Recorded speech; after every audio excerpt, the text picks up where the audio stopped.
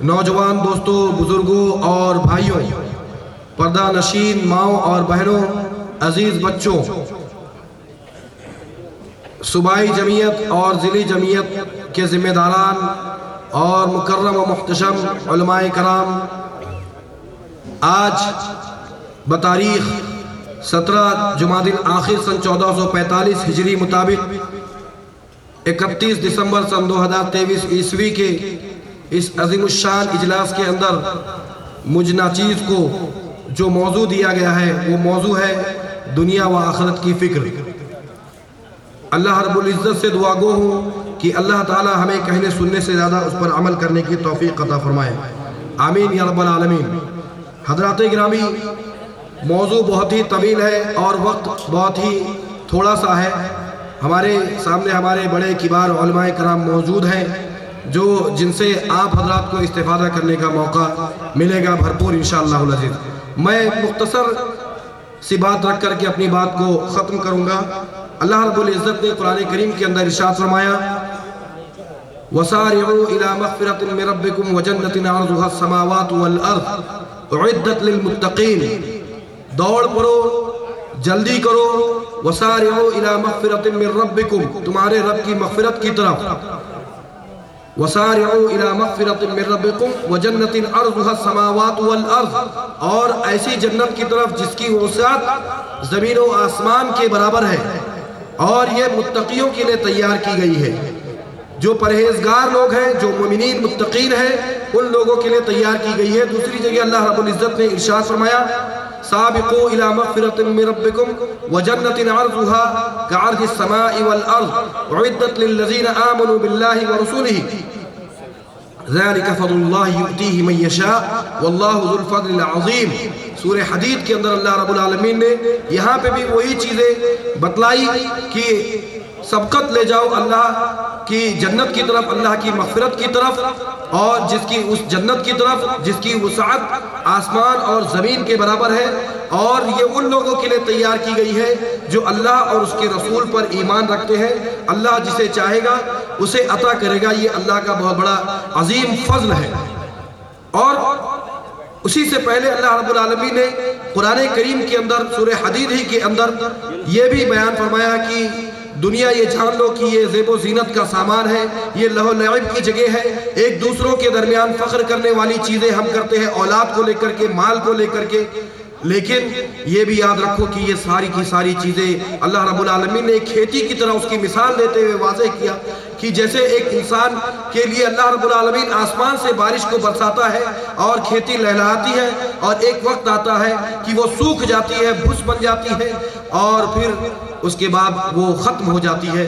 बिल्कुल ऐसे ही ये दुनियावी ज़िंदगी का मामला है कि इसी तरीके से ज़िंदगी, इंसान पैदा होता है और बढ़ता है, जवान होता है, बुढ़ापा आता है और इस दुनिया से ख़त्म हो जाता है।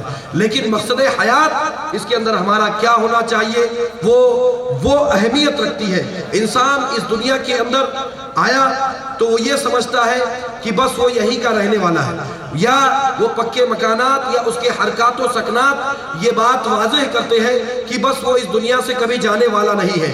नहीं नहीं मेरे अजीज़ों, ये एक बहुत बड़ी गलतफहमी है, ये एक बहुत बड़ा धोखा है। क्यों? इसलिए कि अल्लाह रब्बुल इज़्ज़त ने कई जगहों पे कुरान करीम के अंदर मताउल गुरूर कहा, इसे, ये दुनिया को मताउल गुरूर कहा। ये धोखे का सामान है, ये धोखे की जगह है, ये ज़िंदगी का सामान। इस तरीके से कई मिसालें अल्लाह रब्बुल इज़्ज़त ने कुरान करीम के अंदर दी है। और जब धोखे की चीज़ हो तो इंसान के लिए ज़रूरी होता है कि वो इन धोखों से बचे और आखिरत की फिक्र करे।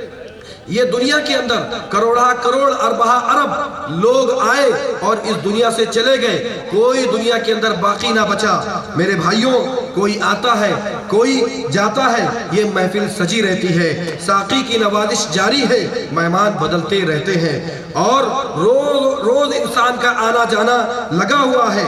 ہر اٹھنے والا جنازہ یہ درس دیتا ہے ہمیں، یہ خبر دیتا ہے کہ یہ دنیا کسی کی نہیں ہے۔ اور اسی طریقے سے ہر نظر آنے والی قبر کا یہ پیغام ہوتا ہے کہ جو میرے پاس آ گیا اس کے بعد اسے اس دنیا کے اندر دوبارہ آنے کا موقع نہیں ملے گا۔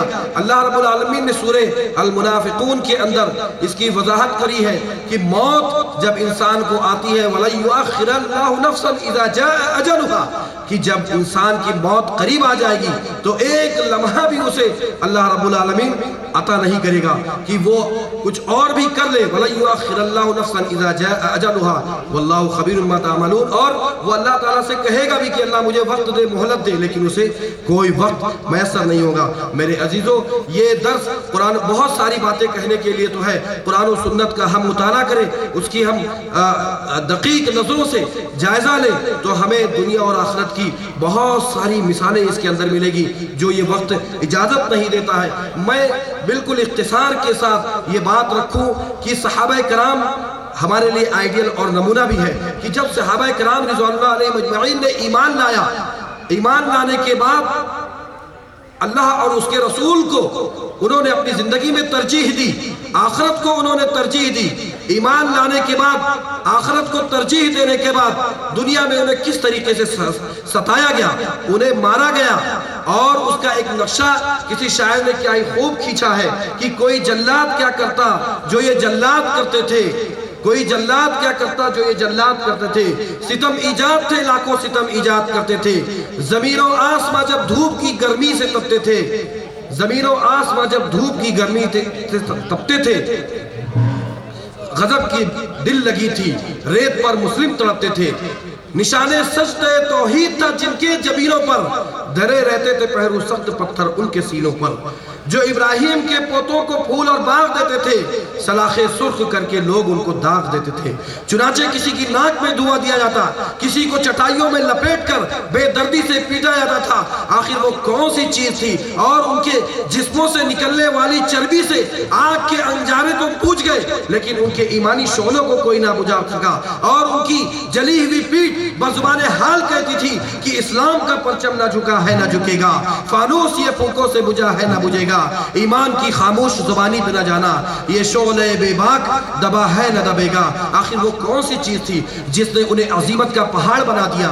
آخر وہ کون سا جذبہ تھا؟ وہ ایمانی قوت تھی، وہ دنیا سے بے رغبتی تھی، وہ دنیا سے دوری تھی، جس کے بارے میں اللہ رب العالمین نے ارشاد فرمایا ان الذین قالوا ربنا اللہ ثم استقاموا تتنزل علیہم الملائکہ الا تخافوا ولا تحزنوا وابشروا بالجنۃ التی کنتم توعدون۔ جو لوگ ان الذین قالوا ربنا اللہ، جو لوگ ایمان لائے اور کہے کہ ربنا اللہ، ہمارا رب اللہ ہے، ثم استقاموا، اور اس پر ڈٹ گئے، تتنزل علیہم الملائکہ، آسمان سے فرشتوں کا نزول ہوتا ہے، فرشتے آتے ہیں، تتنزل علیہم الملائکہ، اور کہتے ہیں، اللہ رب العالمین کا پیغام دیتے ہیں کہ اللہ تخافوا، خوف زدہ مت ہو، ولا تحزنوا وابشروا بالجنہ، خوش ہو جاؤ، تمہارے لیے جنت کی خوشخبری ہے جس کا تم سے وعدہ کیا گیا۔ یہ وہ صحابہ کرام تھے۔ یہ ہمیں درس ملتا ہے ہمارے لیے کہ وہ ایمان لانے کے بعد بڑے مالدار تھے، ہم سے زیادہ مالدار تھے، ہم سے زیادہ طاقتور تھے، ہم سے زیادہ ریاستوں کے مالک تھے، وہ بھی اس دنیا سے رخصت ہو کر کے چلے گئے۔ تاریخ ہمیں اس چیز کا درس دیتی ہے کہ ہم اپنی زندگی کے اندر ان تمام ان صحابہ کرام کے منہج اور طور طریقے کو اور اللہ کے نبی صلی اللہ علیہ وسلم کی سیرت طیبہ کا ہم مطالعہ کریں تو ہمیں یہ دنیا کی حقیقت واضح ہو جائے گی۔ اب آخر میں دعا ہے کہ اللہ رب العزت ہمیں دنیا سے بے رغبتی اور آخرت کی فکر کرنے کی توفیق عطا فرمائے، آمین یا رب العالمین۔ وصلی اللہ علی نبینا محمد وعلی آلہ وصحبہ اجمعین۔ السلام علیکم ورحمۃ اللہ وبرکاتہ۔ جزاک اللہ۔